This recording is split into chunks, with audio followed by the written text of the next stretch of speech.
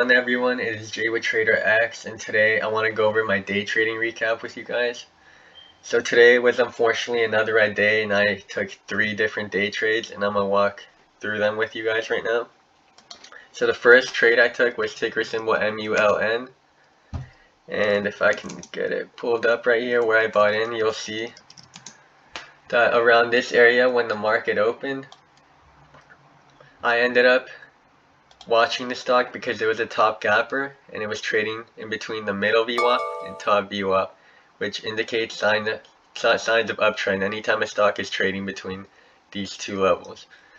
So I waited for this to push higher to indicate signs that it was going to push up, and once it dipped down here, I took my first trade and I bought in at the price point of 1.065, so right around here.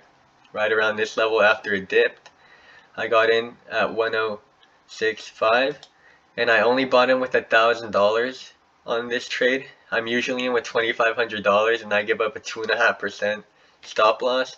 But the reason I didn't want to do that today was this stock is very volatile. So anytime it falls a little bit, as you can see, that's already a 3% drop from where I marked. If you look at the candles right here to the left, you can see that a small dip like that is already almost 4%. And that would just be way too quick of a stop for me to trigger. It wouldn't be a smart area to sell around here, a support area. So I decided to get in with $1,000 only, and I was going to give it a 5% stop loss. So if I was stopped, it would be underneath all of these lines of support, and that would indicate signs that it's probably going to flush down a bit more. So I ended up taking a trade at 1.065, and unfortunately it just flushed down. But I'm not too mad about this trade. I liked my entry point, and it was just unfortunate timing because, as you can see, just an hour later around, the stock ended up having that same exact setup pretty much, except it ended up breaking above this resistance and going for an extra like around 40%, 35 to 40%. So it could have been a big trade. Not too mad about it. If you look at it in the larger time frames, it definitely had room to go, a lot of room. So it was very attractive stock, just like I said, unfortunate timing. I took $55 loss, $56. The next stock I traded was ticker symbol NRSN. And what attracted me to this stock was I set my alert for a break above the middle VWAP. And once I got that alert right around this area, I came to look at the stock on the scanner, and I saw that it broke above this previous resistance area where it came and got rejected back down. So because I saw that, I waited for it to really confirm it was going up, push up, come back down, and I ended up getting filled around the price point, as you can see here, 207. And that was also, I think, a pretty good price point. I'm happy where I got filled. And I got in with $1,000 as well, because a 2.5% flush, it's just very volatile and it wouldn't make sense, right? If I got filled here and just like this candle fell, that's already a 4.5% stop. So if I give up 2.5, it would just fill in a second. It wouldn't be the smartest to do that.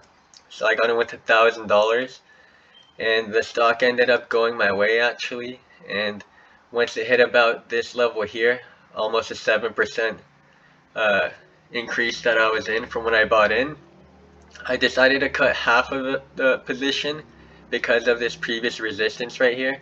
I saw that it picked up and struggled to keep going at this top VWAP, so when it came down, I bought the dip and it was struggling around here too, so I decided to cut half at 220, as you can see, and that ended up being pretty much the highs it hit, so I'm happy I cut half.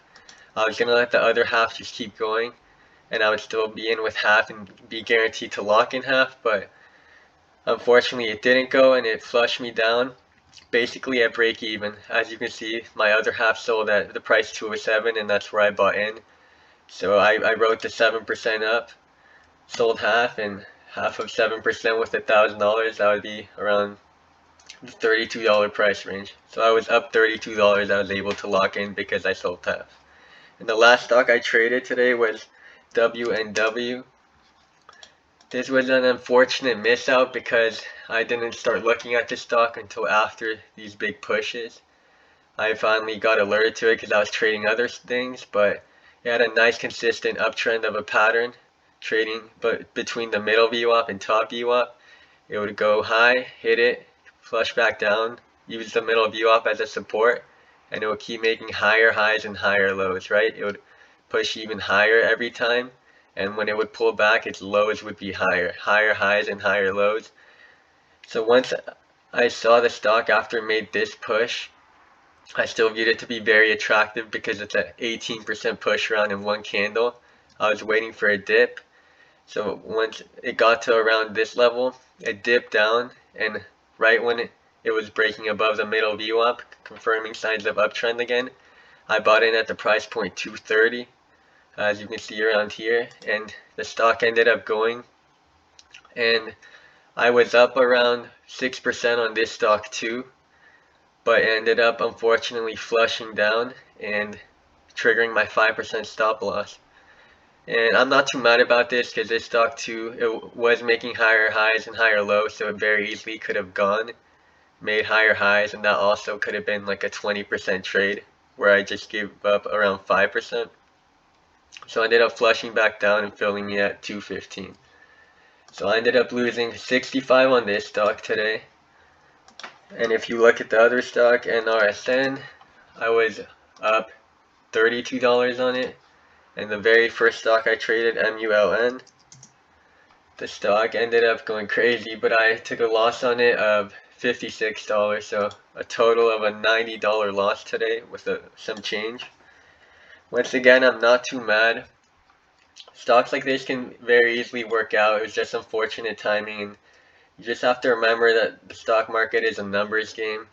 So you're not gonna win every time, but as long as you're winners, you always have a good risk reward ratio.